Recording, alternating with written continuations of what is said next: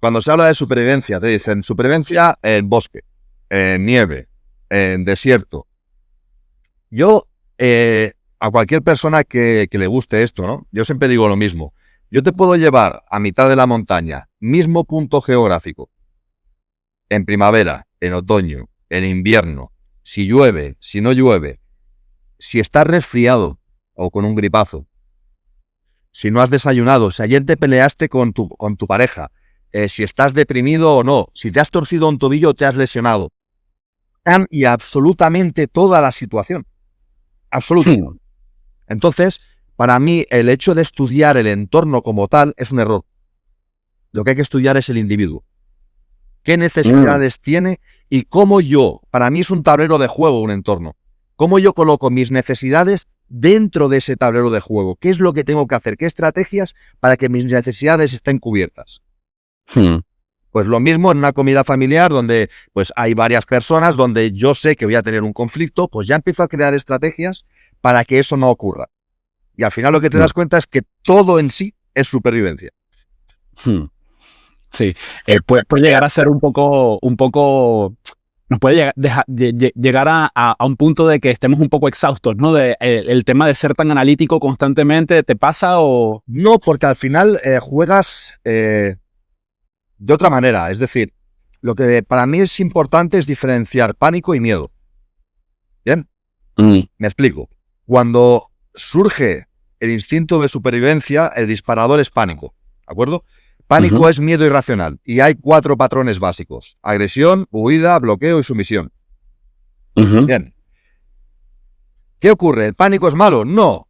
Tú vas por la calle, vas a cruzar la calle, sientes un frenazo, el pánico es el que te activa como un resorte para alejarte del peligro. Pero esas mismas situaciones, esos mismos pánicos, en una situación donde yo puedo gestionar, donde yo puedo crear estrategias, me van a ir en contra. Me explico. ¿Cuántas veces te ha pasado que después de una discusión dices, ¡buah! Tenía que haber dicho esto? Sí, ya después en frío lo piensas, ¿no? Piensas, o no tendría que haber dicho esto, ¿no? También. Perfecto, esa es la palabra, en frío. ¿Por qué? Porque tu mente entra en un estado que se llama visión túnel, ¿de acuerdo? Donde te centras en la amenaza y dejas de tener acceso a la creatividad, a la imaginación y a la memoria. Durante unos 15 o 20 minutos. Una vez se desvanece es cuando dices, ¡buah! Tenía que haber dicho esto. Claro. La clave reside precisamente en cuando tú entiendes que tu cuerpo está entrando en pánico por diferentes disparadores. Es decir, mi pánico recurrente, por ejemplo, es agresivo. Pues cuando yo noto, estoy tensando la espalda, estoy tensando la mandíbula, ya no vamos bien, ya no estoy pensando. ¿Qué ocurre? El miedo sí es racional. El miedo me dice de dónde viene. O sea, el miedo es una proyección de mis puntos débiles hacia una amenaza. Esto es perfecto. ¿Qué ocurre? Cuando yo estoy en pánico, no soy capaz de sacar el máximo a mis conocimientos y lo que ocurre es que la otra persona gana la partida, por así decirlo. Claro. ¿Bien? Entonces el punto es, no es que yo esté continuamente analizando la situación ni lo que tengo alrededor, sino que simplemente me dejo ir y cuando yo noto que ya estoy entrando en pánico porque la situación no me está gustando, es cuando digo, para, coge el control otra vez, ¿qué es lo que está ocurriendo para que tu cuerpo reaccione de esta forma? Ya entiendo. Es complicado, pero me imagino que ya llega un momento en que ya estás tan entrenado que ya a la final vas rodado, ¿no? Ya surge de forma natural todo. Correcto. Oye, y ¿cuál crees tú que fue tu primera situación límite? La primera situación en la que tú crees que dices, en tu vida, en general, que tú dices, esta fue mi primera situación límite y aquí tuve que poner en marcha este tipo de actitudes. De forma consciente y sin ser capaz de entenderlo en el momento, te diría que cuando perdí la empresa. A raíz de perderlo, de arruinarme, por así decirlo, perdí la casa, perdí coches, propiedades, la empresa, me divorcié de mi pareja, me peleé. Para mí en ese momento todo el mundo me dio la espalda, te quedas solo.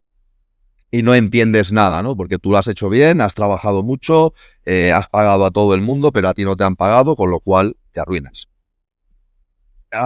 Yo en ese momento no lo sabía, pero lo que ocurrió es que yo entré en depresión. Pero yo no bebo alcohol, no tomo drogas, entonces mi forma de afrontar la situación fue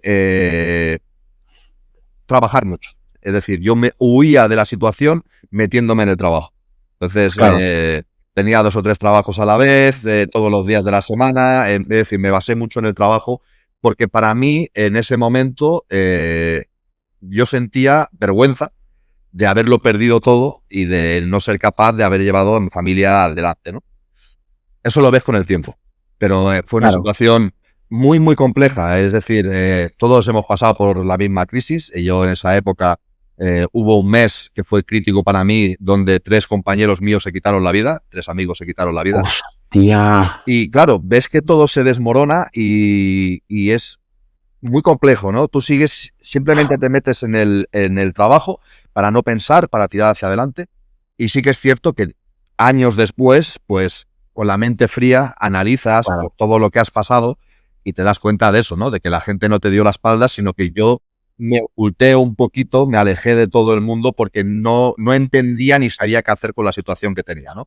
Creo que esa fue la primera, y a raíz de ahí iniciar viajes complejos por diferentes lugares del mundo.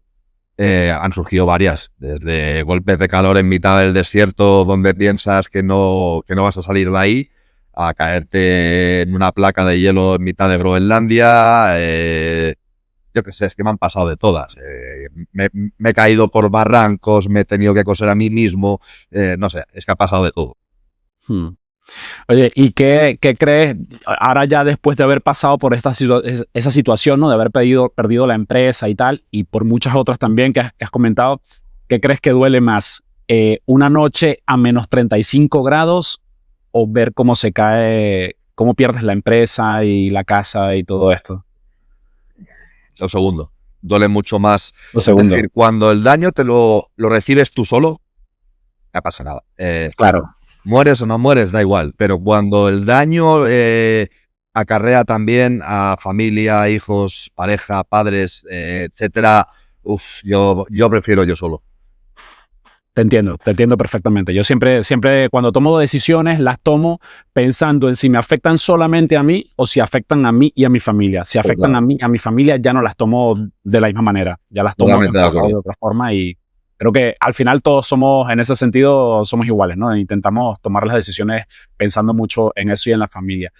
Oye, luego de haber pasado por todas estas cosas, la decisión de montar la escuela, ¿de qué te vino? ¿Qué te llevó a pensar en montar la escuela?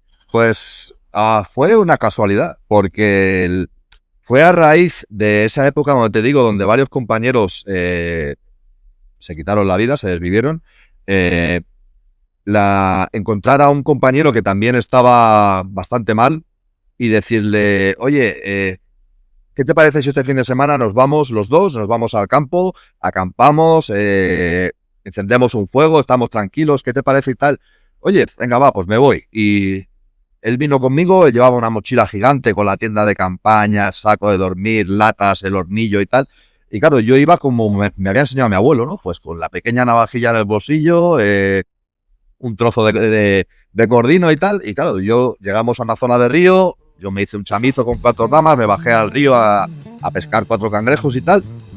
Y claro, él mientras montaba todo y me miraba y decía, qué pasada, qué guapo cómo trabajas, tío. Dice, porque es que ¿te puedo traer unos amigos que son unos frikis y les enseñas? Y yo, no, pues trátelos. Pues al fin de semana siguiente éramos 3, al siguiente 5, al siguiente 7 y monté escuela. Dije, vamos a cobrar. Invertimos tiempo, pues cobramos. Y Claro. de la escuela hace ya, te digo, unos 12 años.